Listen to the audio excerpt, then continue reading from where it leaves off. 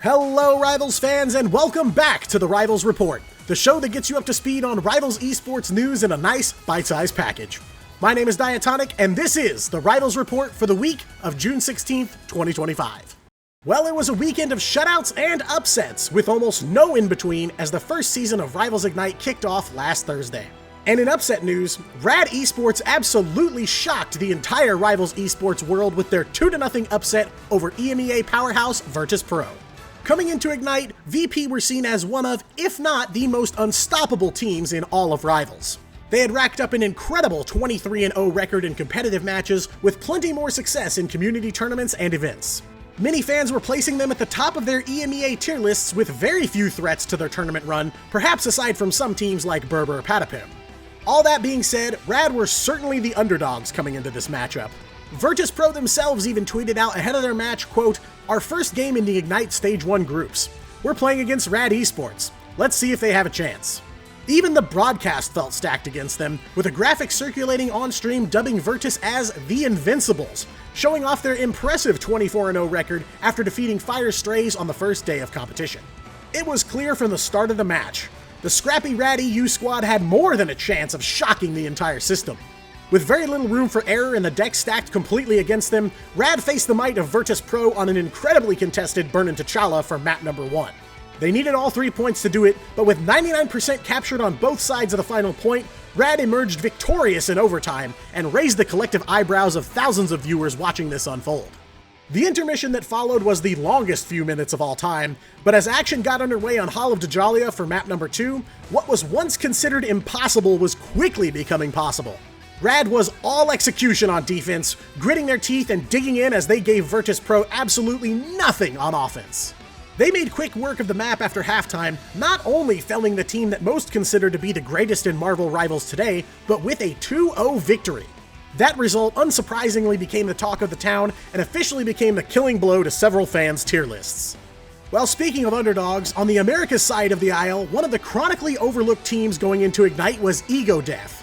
While they weren't the only team being underestimated, a number of fans on X posted their personal tier lists, with Ego Death often falling into the 13th to 16th place tier. While many were writing them off from the very beginning, Ego Death locked in, took to the lab, and prepped for their first matchup of the event against FlyQuest, one of the big players in the Americas region. The fans thought it was all over but the crying, but Ego Death were the ones who knew that things were going to play out a bit differently in that matchup. Map 1 was a real cage rattler for FlyQuest, with Ego Death capturing both domination points and only giving Fly 1 or 2 real opportunities to try and retake. Much like the match between RAD and Virtus.pro, the first map was an eye-opener, but the second map wasn't quite as favorable for them.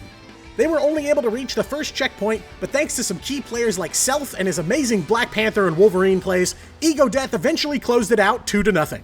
And Ego Death had quite a lot to say after that big win, with Sambal hopping onto the post-match interview to say this. I'm not gonna lie, everybody was like, our team sucks. It's the 16th place team. Anytime we would do scrims, we would always be like, yeah, we're the 16th place team.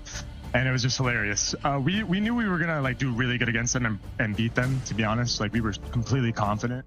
It was a major upset to say the least, and drew plenty of eyes to Ego Death's next match. But with one Titan slain, the players at Ego Death were staring down another in their second match of the tournament, Envy.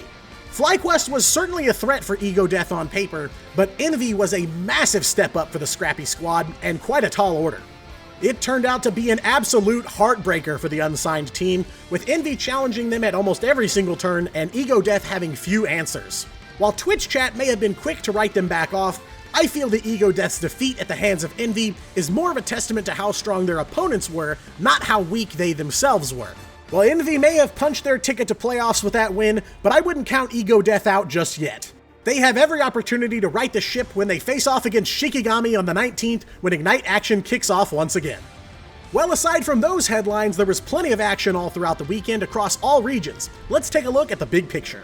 Starting with the Americas region, the first teams to lock in their playoff spots are 100 Thieves, Envy, Sentinels, and Team Nemesis.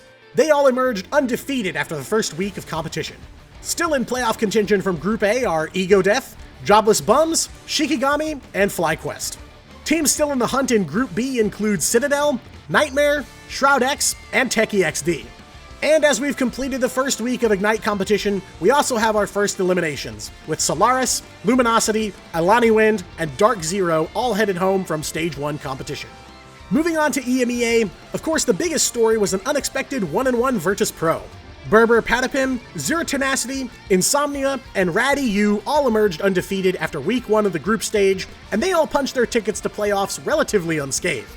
Still in the hunt for their path to playoffs, from Group A, All Business, L9, OG Seed, and Schmungus will be clashing for those rapidly dwindling spots.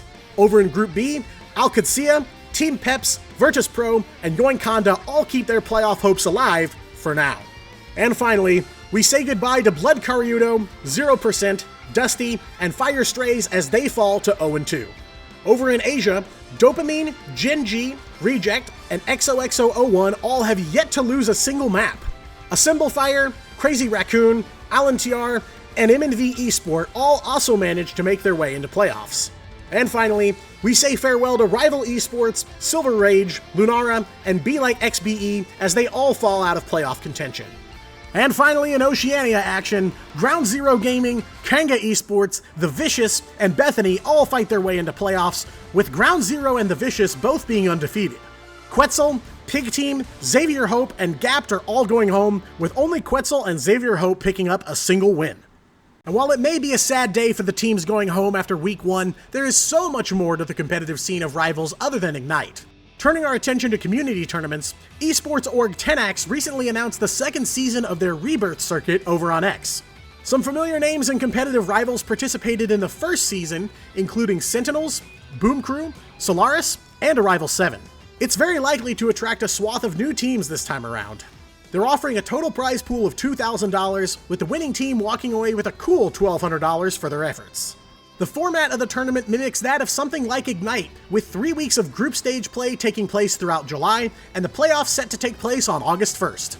All matches aside from the finals will be played out as a best-of-3 format, with finals being a best-of-7. And finally this week, Engage kicked off their Rivals Grassroots Weekly Series this past Friday, featuring an exciting roster of up-and-coming teams looking to show their stuff. I joined the legendary Spartan Tano in the booth for a look at some of the potential future stars of Rivals Esports.